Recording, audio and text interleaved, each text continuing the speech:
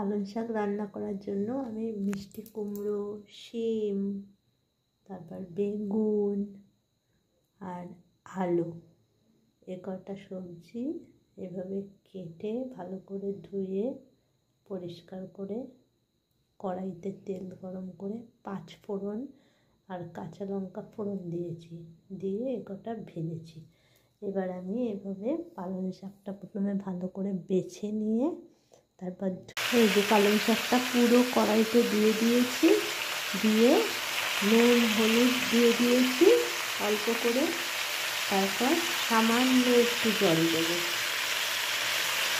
যাতে পালং শাকের ডাঁটাগুলি যে থাকে সেগুলো যাতে ভালো করে সেদ্ধ হয়ে যায়, তার জন্য সামান্য জল দেবো। এবার আমি ঢাকা দিয়ে দেবো, একটু নেড়ে ঢাকা দিয়ে দেবো। এই দেখো ঢাকা দিয়ে দিয়েছিলাম হালকা জল দিয়ে, যার ফলে তরকারি শাক অনেকটা সেদ্ধ হয়ে গেছে। এবার আমি একটু আদা বাটা দিলাম, আদা বাটা পালং শাকে খুব ভালো লাগে। আরও কিছু দেওয়ার আছে, দেখতে থাকো।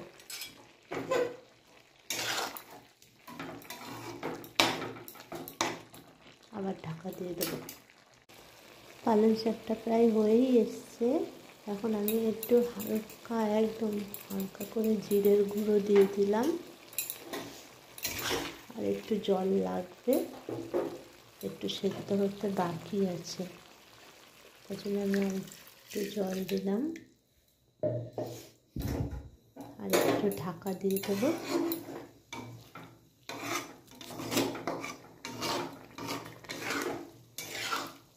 এই যে আমি ধনেপাতা দিয়ে দিয়েছি, ধনেপাতা দেওয়া হয়ে গেছে।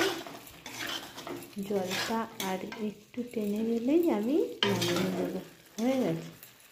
সব কিছু ঠিক আছে, নুন, ঝাল, একটু চিনিও দিয়েছি হালকা।